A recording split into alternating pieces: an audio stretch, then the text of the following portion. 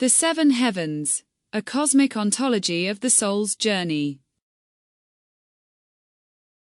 Welcome to a journey through the layered architecture of the cosmos, where theology, metaphysics, and cosmology converge. In this video, we explore the concept of the seven heavens as described in Islamic theology, not as poetic metaphors, but as actual cosmic layers, structured dimensions of existence revealed from the perspective of the divine observer. God, in this framework, is not within space-time. He is the observer beyond all dimensions, residing in a cosmic layer of infinite abstraction. From this vantage point, the seven heavens are not symbolic, they are real. Hierarchical layers of the universe, each with its own properties, inhabitants, and metaphysical significance. Let's explore these layers in 3 stages. First, look at the picture of 7 heavens.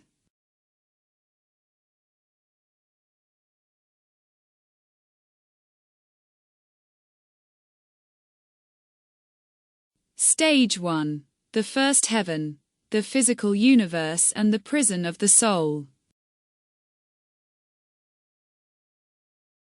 The first heaven is our universe. It is the realm of physical matter, where the soul is trapped within the body.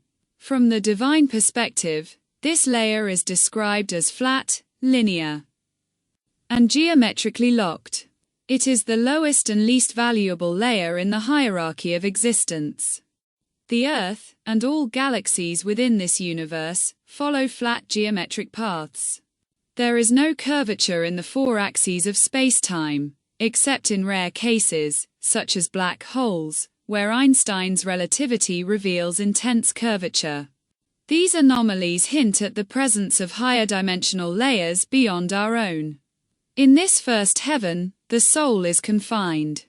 It cannot escape unless the body dies. This layer is the testing ground, a place of limitation, entropy, and spiritual dormancy. Stage 2. The second to 7th heavens, the 4th dimension and the realm of light beings.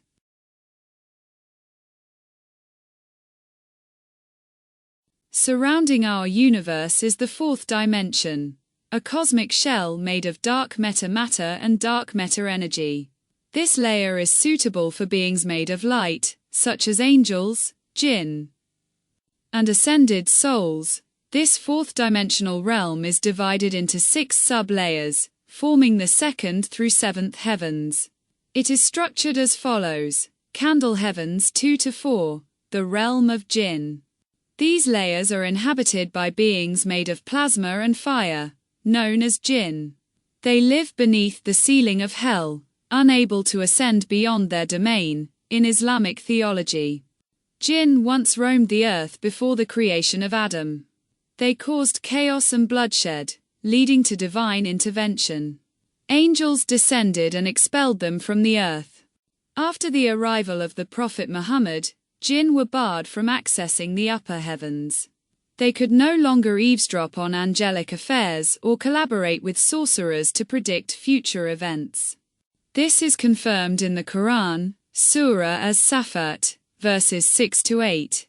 If jinn attempt to ascend toward the heavens, meteoric fire is hurled at them, destroying them through cosmic impact. Jinn are not mere folklore. They are extraterrestrial plasma beings with animalistic intelligence.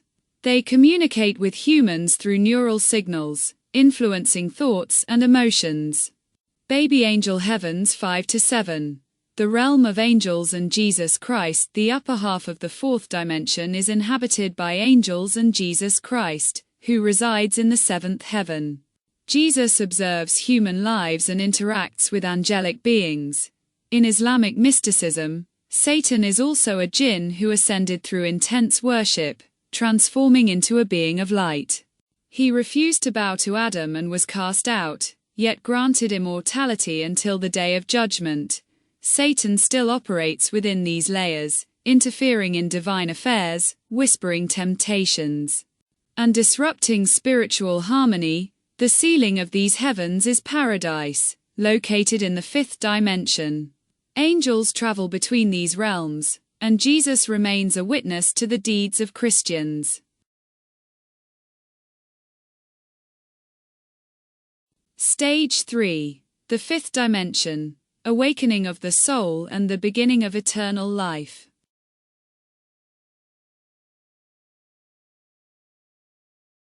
Beyond the fourth dimension lies the fifth dimension, the realm where the soul awakens after death. This is the beginning of eternal life.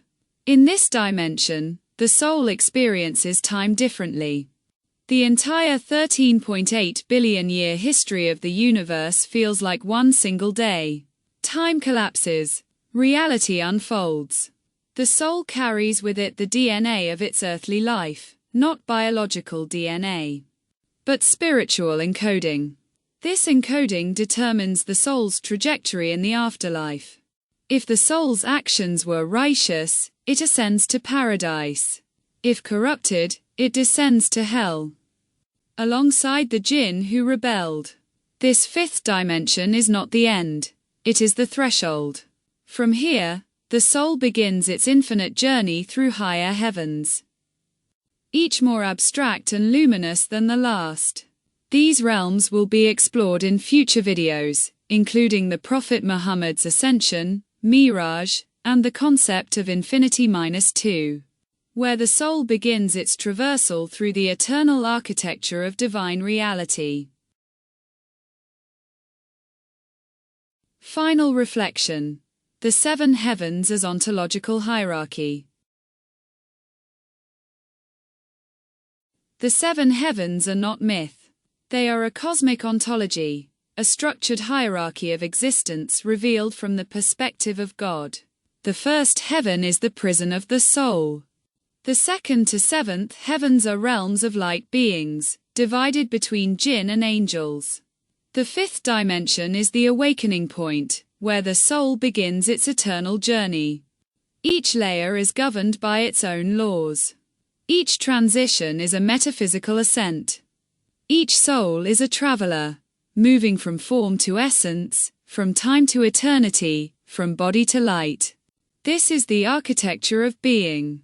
This is the journey of the soul.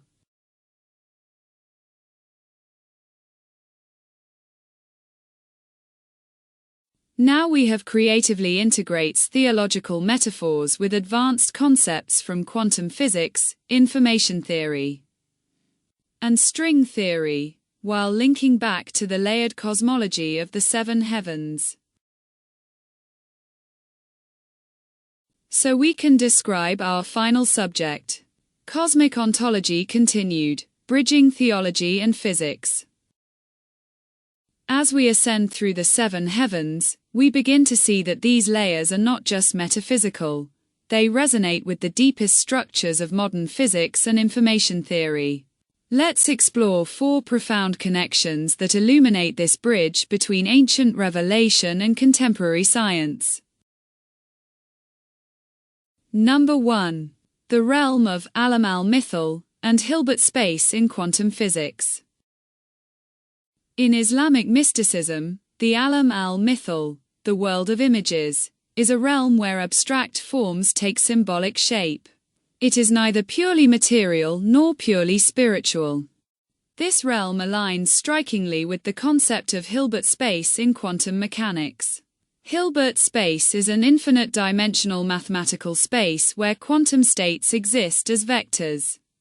Just as Alam al-Mithal allows for symbolic manifestations of spiritual truths, Hilbert space allows for superpositions of quantum states, realities that are probabilistic, not deterministic. In this view, the second to fourth heavens, where jinn and ascended souls reside, may correspond to quantum layers of reality, where consciousness interacts with probabilistic fields. The soul's journey through these layers could be modeled as a quantum transition through Hilbert states, each heaven a projection of higher dimensional information.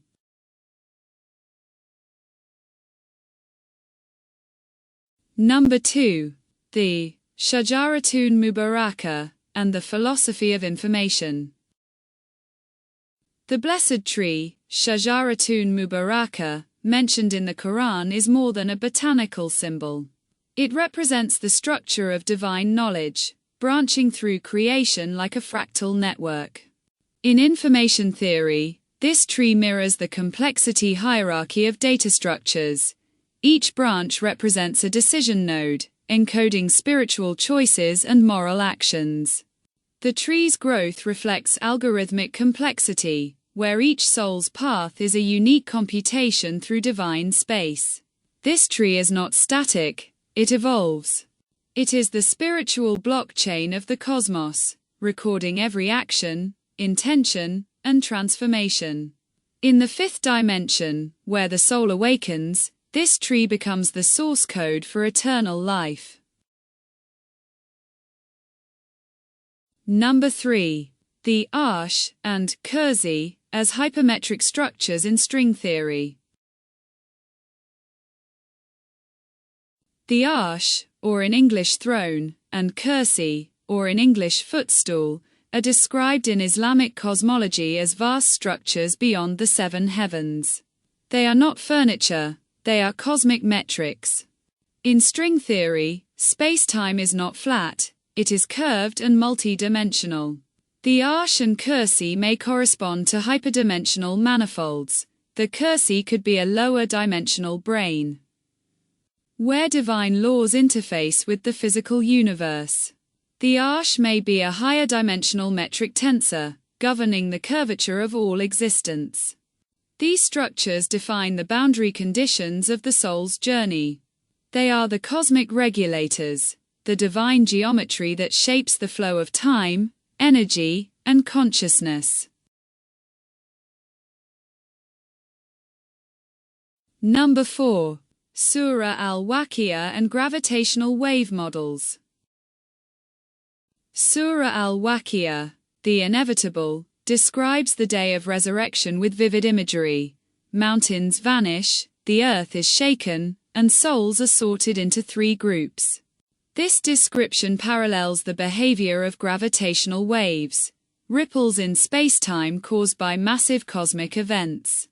The shaking of the earth mirrors the tensor oscillations of gravitational fields. The sorting of souls reflects wave interference patterns, where each soul's frequency determines its destination. In this reading, the Day of Judgment is not just a theological event, it is a cosmic resonance, where the soul's waveform collapses into its eternal state.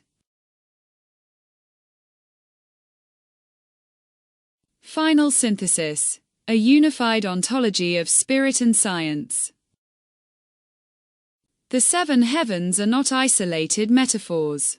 They are part of a unified ontology, a grand architecture where theology and physics speak the same language. Alam al-Mithal is Hilbert space. Shajaratun Mubaraka is the tree of complexity. Arsh and Kursi are hypermetrics in string theory. Surah al-Waqi'ah is a gravitational wave model of resurrection. In this vision, the soul is not a ghost, it is a quantum traveler, a conscious waveform, a divine algorithm encoded in the fabric of reality. This is not just mysticism. It is the future of metaphysics. It is the science of the soul.